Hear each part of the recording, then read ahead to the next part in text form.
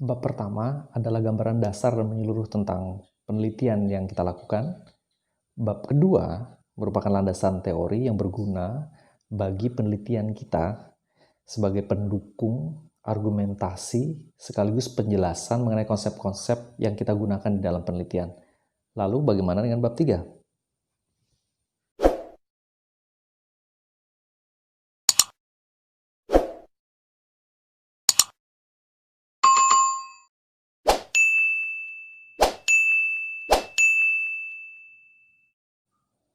Hai, kali ini saya akan membahas mengenai konsep dasar dari bab 3 di skripsi Anda, gitu ya, di skripsi kita, beserta beberapa tips yang saya harap bisa membantu Anda dalam mengerjakan atau menulis skripsi atau penelitian.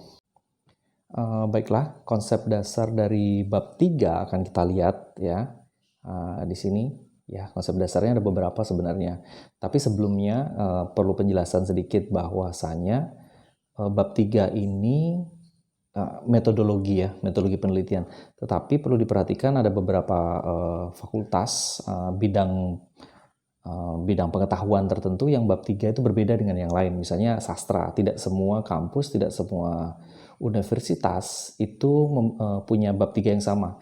Kalau sastra Inggris misalnya beberapa tidak memiliki metodologi karena metodologi itu di sastra atau metode gitu itu sudah dimasukkan ke dalam analisis ataupun teorinya gitu. Jadi attach. Jadi teori menggunakan teori apa, maka metodenya juga akan berjalan bersama dengan teorinya tersebut.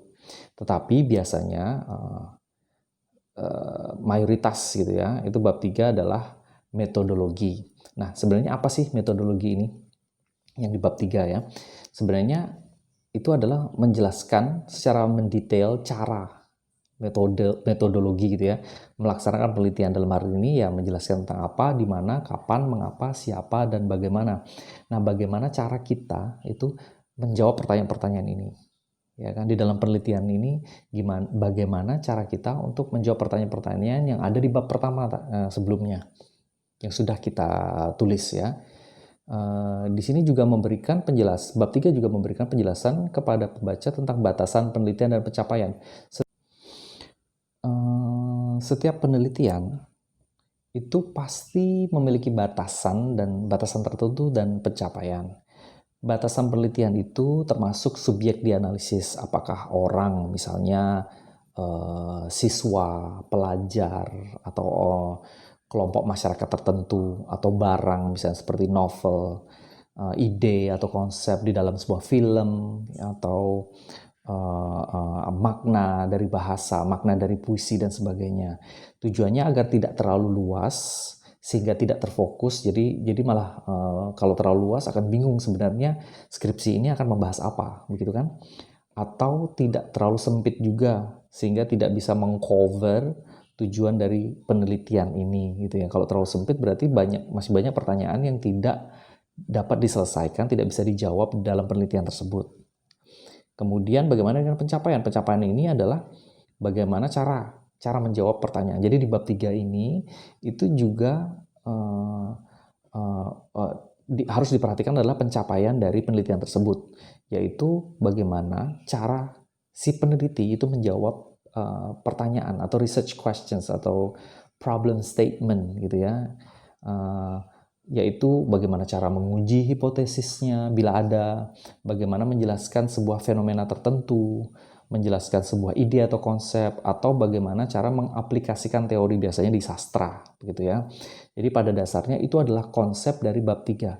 Bab 3 ini menjelaskan cara ya, bagaimana kita melaksanakan penelitian ini, penelitian yang kita lakukan yaitu skripsi yang sudah dijelaskan secara umum di bab pertama. Ya. Nah, untuk itu saya akan memberikan beberapa tips yang sederhana, semoga membantu. Beberapa tips yaitu ini ya, kita ambil praktisnya saja, yaitu mengikuti format bab 3 dari fakultas atau universitas kita ya. Karena misalnya Kenapa seperti itu? Kenapa seperti itu? Karena memang sudah ada konsep tertentu sehingga kita harus mengikuti sehingga tidak terjadi kesalahan-kesalahan yang tidak perlu gitu. Lupa meletakkan subbabnya misalnya kan. Kemudian lupa menjelaskan poin-poin tertentu, apa yang harusnya dimasukkan ternyata tidak dimasukkan, atau sebaliknya yang tidak ada di format dari bab 3 di kampus, fakultas, atau bidang studi tertentu, itu malah dituliskan. Nah, jadi itu tips sederhana ya. Kemudian juga adalah berpikir sederhana, karena penelitian pasti memiliki batasan seperti yang disebutkan tadi, yaitu pencapaian yang khusus. Jadi maksudnya tidak perlu terlalu pusing memikirkan, yang penting kita tujuannya apa gitu ya, disederhanakan saja, pikirannya disederhanakan sehingga kita bisa terfokus. Ketika sudah terfokus, maka jalan runutan, kemudian dalam artian ini metodologi kita akan jelas apa saja yang akan dilakukan, yang harus dilakukan supaya kita bisa menjawab pertanyaan-pertanyaan di bab pertama. Kemudian menulis dengan praktis namun memahami cara bagaimana penelitian ini akan dilaksanakan dan diselesaikan. Jadi otomatis kita harus tahu bidang studinya kita seperti apa. Kemudian apakah memang perlu misalnya turun ke lapangan, penelitian lapangan seperti itu ya. Penelitian lapangan atau misalnya library research gitu ya. Jadi sudah tahu apa yang harus kita lakukan. Dan yang terakhir, tips yang terakhir memang cukup berat sebenarnya, karena ini adalah tantangan bagi seorang mahasiswa atau peneliti ya kan, untuk memahami dasarnya. Jadi intinya dia harus tahu apa yang mau dilakukan gitu ya. Tapi ketika yang tips terakhir ini bisa dilakukan, maka semuanya akan menjadi lebih sederhana.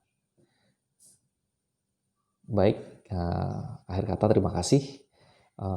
Terima kasih atas perhatiannya. See you next time.